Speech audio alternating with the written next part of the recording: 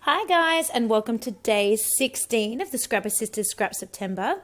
So this is my holiday layout, and I do have to tell you right up that I didn't record everything in this layout. My silly phone ran out of batteries and it stopped recording, and I didn't realize. But I think the main important bits are included in this layout, so hopefully you can forgive me for the jumpy video. So I made my own milestone cards for my little man as he grew up, and I included things like your first time in an aeroplane. So I decided to cut up his milestone card and turn it into a shaker pocket. So I had this really cute chipboard frame that I'd been struggling to use, so I thought this is going to be perfect for making a shaker pocket. I have to admit, I've never made one to include on a layout before, so I was a little bit the blind leading the blind here with this video, but I think it worked out really, really well. So I chose a piece of paper that I wanted in the background. You could choose any color. I wanted to have white because I'm going to stick that sentiment, first time in an airplane, on top of the white. So I've got this foam here. It does not have to be sparkly foam, but it's the only foam I had, and I'm going to use this foam to create the dimension to make the pocket part. Because if I stuck the paper straight to the chipboard frame, there would be no room for the sparkles to actually shake around. So I've got some acetate packaging just off one of the ephemera packs that we buy, and I've just cut the sharp edges off, and I'm just turning that into a flat piece of plastic that I can use to put across the front of the shaker pocket so that all the sparkles and sequins and things don't fall out. So as I said, I'm just cutting the edges off so it's not a pouch anymore, so that it is flat, and it's going to be stuck down across the very front of the chipboard. So it is cut now into a square, approximately the same size as that backing white piece of paper. Do be careful if you are doing this. That packaging is quite easy to split as you're cutting it, and you don't want it to have any splits in it because obviously then the sequins and the glitter and whatever you use will fall out. So I'm using a lot of double-sided tape for this layout. You possibly could use glue, but the glue would take too long to dry and I'm way too impatient. So double-sided tape all the way around the frame, and I'm using that to then attach the acetate that is going to go straight flush against the frame, and that will be what keeps all my sparkles and sequins and things in place. So stick that on, slowly but surely. Ooh, 1, 2, 3, magic! All stuck on and ready to go. Oh dear. Editing. So for those of you that have made a shaker pocket, this will all make total sense. For those of you that haven't, I hope it is making total sense to you and that my instructions are clear. So stuck on that acetate there. So I've now got a frame with a clear piece of acetate on it.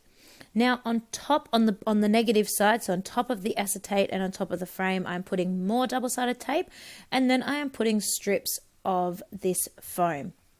Foam is your best choice because it's nice and thick and it will allow a little pouch for the sequins to go into. So all the way around the edge of the frame with this foam. Again, I wouldn't necessarily use sparkly. Sparkly doesn't stick the greatest with the glitter side down, but it's the only thing I had that was suitable because you don't want any gaps. If you include gaps, then the sequins and things are going to fall through. So you want to have it completely closed in with a piece of foam.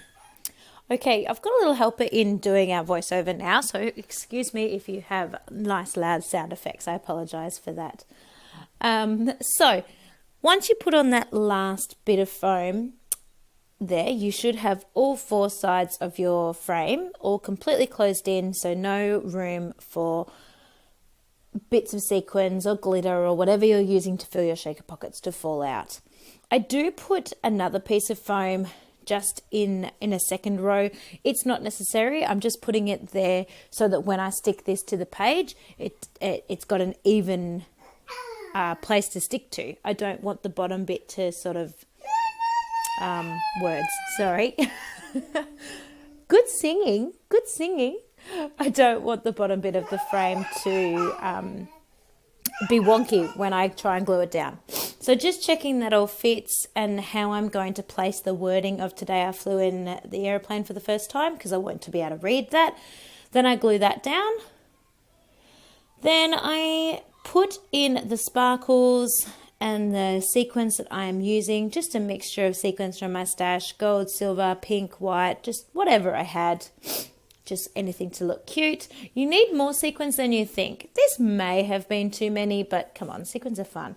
But you actually need more than you think. So again, just double-sided tape. I really shouldn't have put the sequins in yet because they were getting in the way with the tape, but you know, I did. Again, this may have been a good spot for glue, but I'm lazy and don't want to wait for it to dry, and double-sided tape is instantaneous. So then the last step is putting my back on. So be super careful that you've got your back positioned the correct way up or what have you, because you don't want to turn it over and realize you've put the wording upside down. That would be disaster. Push nice and strong around all the edge to seal them, and you're done. And there is my shaker pocket shaking away. So now is where I start to lose footage. So all the embellishment part, basically, of my layout is about to get cut away. I do include photographs so that you can see how this whole layout ends up and how I managed to use such a large shaker pocket on a 12 by 12 scrapbook page. But unfortunately, you don't get to see my brain process, my thinking process as I'm going through it. So just backing the photograph on white cardstock, just to give it a little bit of something to pop it out. And then I'm using the beautiful collection. I think it's definitely from American Crafts. It's possibly Schimmel's collection, but don't quote me on that. Can't remember.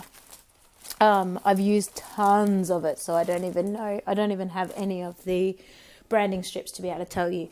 But so I'm cutting a big, huge circle, just traced a big pasta bowl, because I want that to be sort of the background of our adventures off and away. This is from Kitaholics Kits kit that I have been using. I just added a little bit of glitter gold paper there, you can see on the screen, because I just felt it worked really nicely with the colours and things in this collection. Oh, I so loved that side of the paper. It was really hard to turn it over and use the other side, but the other side were hot air balloons, and the whole thing was about going away and going on an adventure. Oh, I know I could have used either, because that side kind of looks like the sky and a sunset. I kick myself every time. I don't know which side I should have used. No should. I just needed one of each. I need 2 pieces of this paper so I could use both sides. That would have been perfect. Anyway, I cut this circle in half and I stick them a little bit separate. And then, ta-da, magic! This is where I lost all of my footage. So as you can see, I put a big strip of this blue with gold in the center. I included my large shaker pocket. I've got some Shimmerlane ephemera. I have also got some acetate pieces from the reject shop. I've got a big mix here just of things that worked well with travel. I've got some Corbett Creations wood veneer. So hopefully you guys liked it. I'm sorry so much got cut out, and please stay tuned for day 15 tomorrow. Thanks guys. Bye.